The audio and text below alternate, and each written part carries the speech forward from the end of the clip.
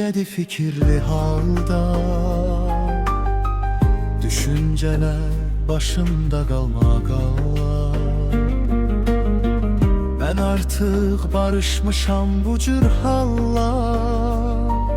Günah sende değil, günah mendedir.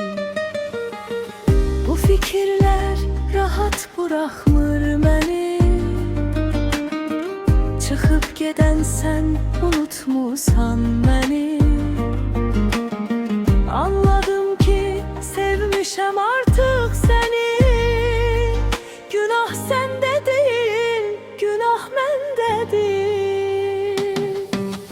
Ben seni sevdim neçə il, axı bu məndən aslı değil. Günah sende değil, günah mendedir. Söz dağıtırsan hele bil, ele danışırsan ele bil. Günah sende değil, günah mendedir. Günah sende değil, günah mendedir.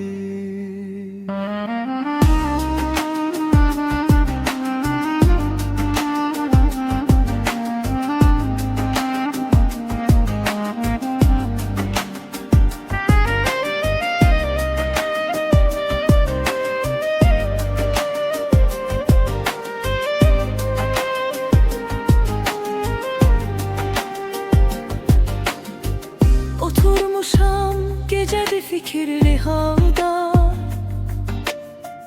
düşünceler başımda qalmaqala. Mən artıq barışmışam bu cür halla. Günah sende değil, günah mendedir. Bu fikirler rahat bırakmır beni. Çıkıp geden sen unutmusan beni. Anladım ki sevmişem artık seni.